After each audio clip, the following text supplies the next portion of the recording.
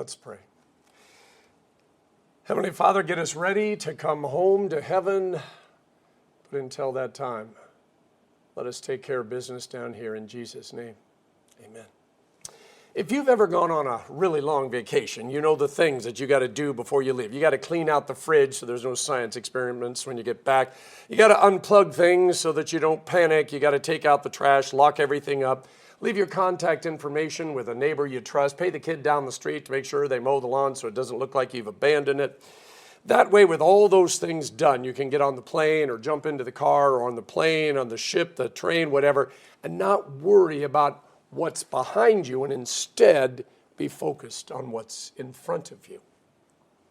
My prayer for all of you on a regular basis is that you long for heaven. Now, that you even occasionally dream of your heavenly home. Now, I don't want you to be in a hurry. I want you to wait until Jesus says it's the time. But I want you to know it's waiting for you. That it's going to be far greater than anything you imagined and even far more than anything that the Bible may have tried to describe to us. So the week had not gone the way they expected. First, Jesus washed their feet. That was a little embarrassing, very awkward. Then he asked them who people said he was, and they gave him the answer that was around the water cooler. Except Peter, as usual, took it to the next step. You are the Christ, the Son of the living God. And then he stood back, patting himself on the back, all proud of himself. Except he didn't stop there. Then when Jesus said, well, I got to go to Jerusalem and suffer many things and be killed, Peter jumped up and said, never, Lord. May this never, ever, ever happen to you. And that's when Jesus said, get behind me, Satan. And that took the wind, whatever was left, out of their sails. Jesus knew their hearts and souls, which is why then he turned and he said, do not let your hearts be troubled. Trust in God, trust also in me. In my Father's house are many rooms. If it weren't so, I would have told you.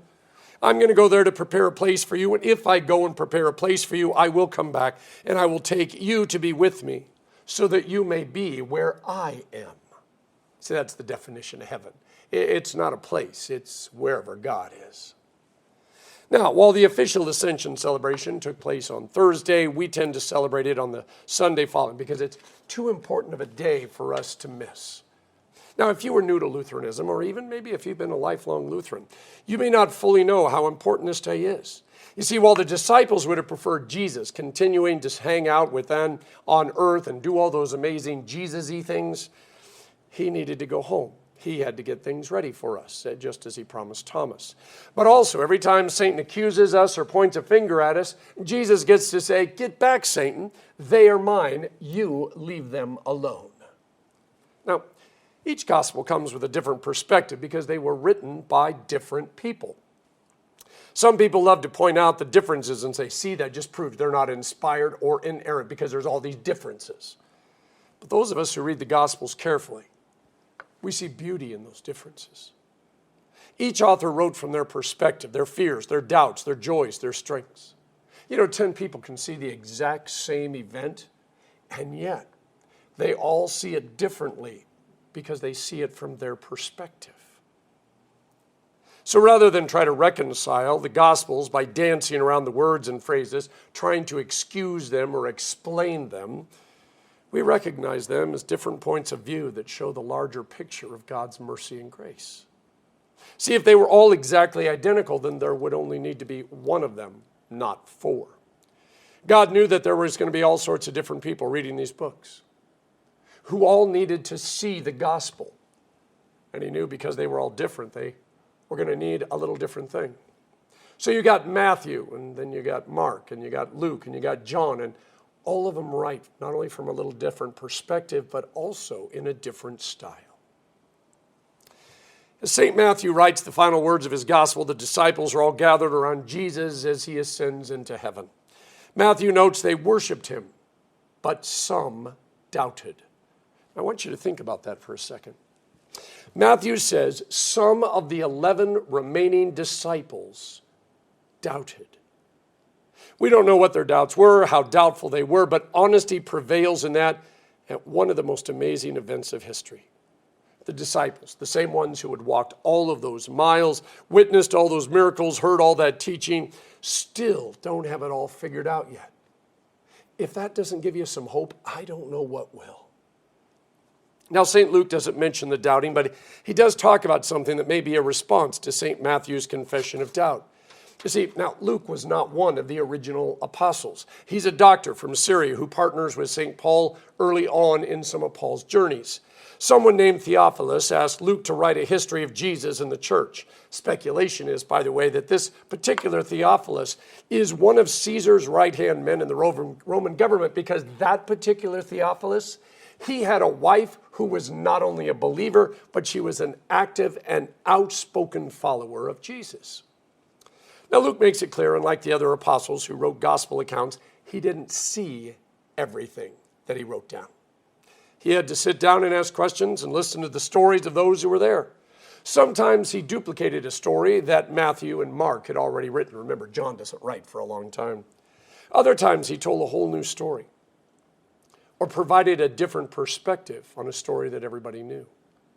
Now, the reason we aren't worried about Luke's gospel, even though he wasn't an apostle, is Jesus promised his disciples would remember everything that he had said and done because the Holy Spirit was going to remind them. And if Luke had written something that didn't match, Peter, James, and John and the others would have been right there, and they would have said, nope, let me tell you how it really happened. So the part I love about Luke's account of the Ascension is something you might miss if you hadn't read Mark's or Matthew's account. Jesus led him out to Bethany. Remember, this is where he raised Lazarus from the dead, lifted up his hands and blessed him. And while he was blessing them, he was carried away into heaven. Now, here's the part I want you to see. Nowhere does it say he quit blessing them while he took off into the sky. He just kept blessing them while he rose up. And the last thing the disciples remember is Jesus, arms outstretched, blessing them until he gets up and they can't see him anymore because a cloud got in the way. What an amazing last memory.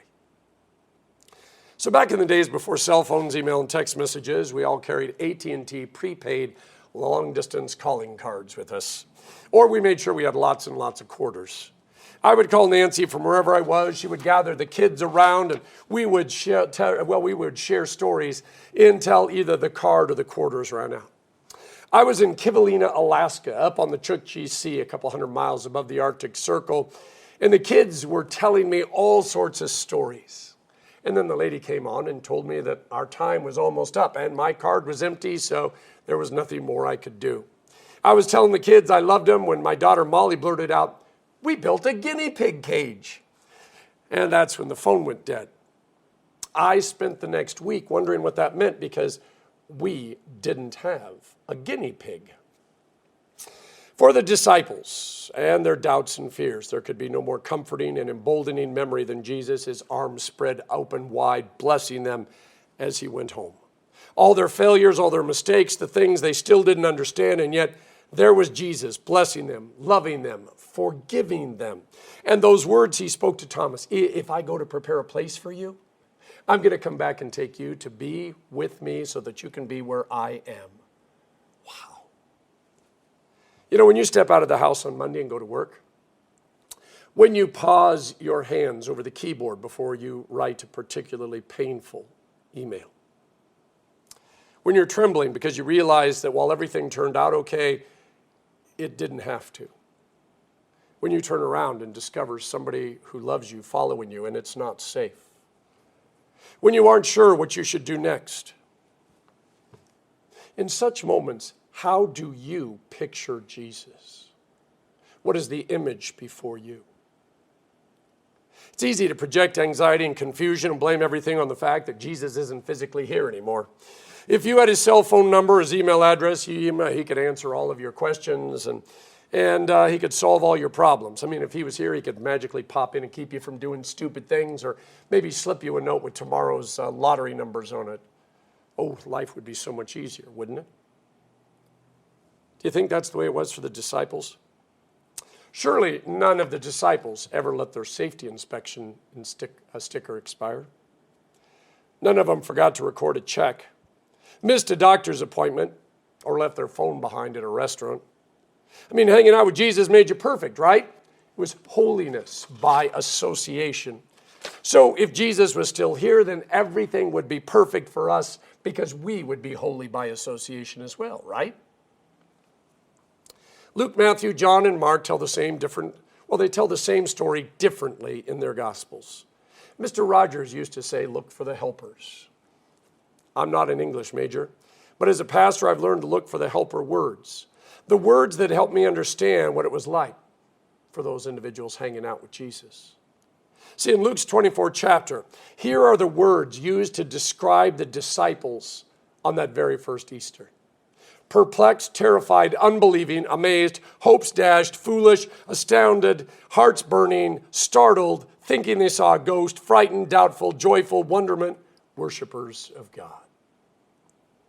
It seems those who were right there and witnessed it all had the same feelings, emotions, doubts, fears, joys, and aha experiences that we have.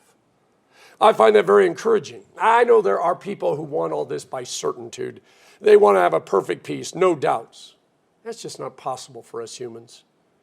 The whole reason Jesus had to save us was we really need to be saved. On Good Friday, after the soldiers made sure he was really dead by running a sword up through his side and into his heart, Pilate told the guard to put Jesus' body in a tomb and make it as secure as you can. It's an interesting choice of words. Here's the reason Ascension is so important. How secure is secure? If there is no God, no Jesus, no resurrection, those soldiers had nothing to worry about, but they also had nothing to hope for. If there is a God and a Jesus and a resurrection, then there was nothing that they could do to secure the tomb, and there is everything to hope for. See, if Jesus rose from the dead, it's death that's dead and not him. Think about that. If death is dead, what does that mean for us? And if Jesus rose from the dead, everything he promised, everything he said is true. If Jesus didn't rise from the dead, then who cares what he said or did? Because, to be honest, none of it matters. Everything hangs not on whether we like what he said or agree with what he did, but if he rose from the dead. Because that really means that he is the Son of the living God. And that does change everything. People who, through the gift of faith, believe the resurrection happened, live in a world where death and Satan and evil no longer have any power over them. It doesn't mean that death isn't scary. It doesn't mean they don't work to avoid it. But ultimately, when death comes, the believer looks it straight in the eye and says, well, do your worst. You can't win. Because even if you steal my last breath, 1 second later, I'm going to wake up in heaven, and I get to live forever, and you won't be able to touch me anymore. And this is because Jesus is already in heaven, sitting at the right hand of God, interceding on behalf of the saints. You know, I used to think that Jesus was standing between us and God, that every time I sinned, Jesus would jump up off that throne and say, Father, don't get angry with him. Remember, I died for him. It's all okay. But Jesus doesn't need to protect me from God. God's the one who sent Jesus to save me. We don't need protecting from God. So who is Jesus interceding? Who's he protecting us from? Jesus ascended into heaven, sits at the right hand of God, the Father Almighty, and that means that we don't need to worry about Satan or his demons. One of Satan's pet names is accuser, and in the book of Job, Satan shows up in heaven to ask if God has been paying attention to Job and his family because they might look really good on the outside, but Satan knows better. Satan loves to accuse us. He loves to remind us of that time in the 3rd grade, or those words we spoke, or that thing we did. And every time he accuses, Jesus steps in and says, not today, Satan. In fact, not ever, Satan. And while we would love it if Jesus was here on earth, sitting on his throne, taking care of business, he isn't just king of this world. He is king over all things. So he left us to take care of this world. Yeah, a little scary, but he didn't leave us alone. We are to be Jesus with skin on. See, what we do with our life matters, just like what Jesus did with his life matters. He knew he was going to die. We know we're going to die. But what we can do to make an eternal difference in the lives of those around us is, well, how we can live each and every day. It was St. Augustine almost 2,000 years ago who said the whole of history since the ascension of Jesus into heaven is concerned with one work only, the building and perfecting of this city of God. It was his greatest work. Whether it is by painting, singing, sewing, praying, teaching, working for justice, writing poems, caring for the needy, loving our neighbor, or just giving somebody a cup of cold water, All of it is necessary because not only does it make this life a little more bearable, but they are in the simplest way a taste of the way things will be forever and ever in heaven. Our task as image-bearing, God-loving, Christ-shaped, Spirit-filled Christians is to speak healing to a broken world. Share love with those who are being crushed by hate. Help those who are afraid experience trust. And help everyone to see what grace and forgiveness and life really is like. Jesus told Thomas, I'm going to go prepare a place for you, and I'm going to come back and get you.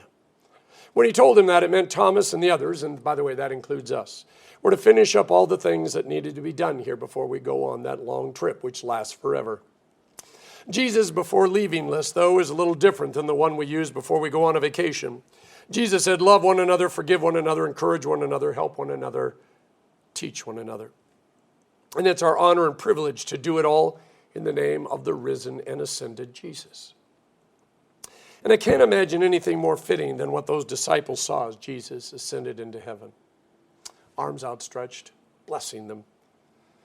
Because when the day comes, his arms are still outstretched as he welcomes them home to heaven forever. In the name of the Father, and of the Son, and of the Holy Spirit. Amen.